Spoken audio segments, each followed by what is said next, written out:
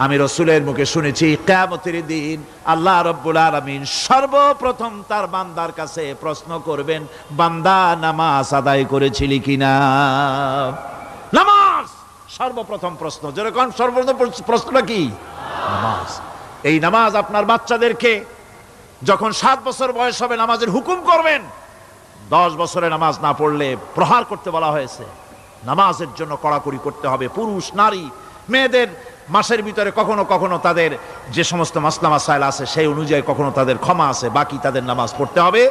আর পুরুষের জন্য পাগল হয়ে যাওয়া, বেহুশ হয়ে যাওয়া ছাড়া নামাজ মাপ নাই, নামাজ পড়তেই হবে। এই যে নামাজ না হলে ঈমান থাকবে না, ঈমান নষ্ট হবে, কিয়ামতে জাহান্নামে যাওয়া লাগবে। এসব কথা শোনার পর আজকের তাফসীরুল কোরআন মাহফিলে আমরা কি ওয়াদা করতে পারি যে আমরা মালাকুল মউত যতক্ষণ পর্যন্ত আমাদের মাথার কাছে না আসবে নামাজ ছেড়ে দেব না? এই ওয়াদা কি করতে পারি?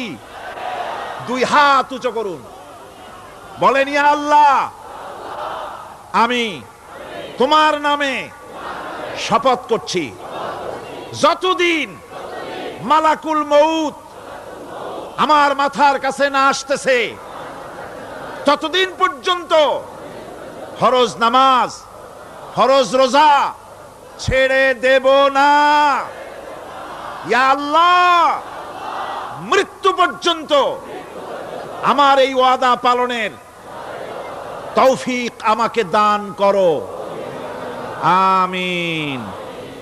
আল্লাহ পাক আমাদের এই ওয়াদা মঞ্জুর করুন, জোরে কোন আমিন।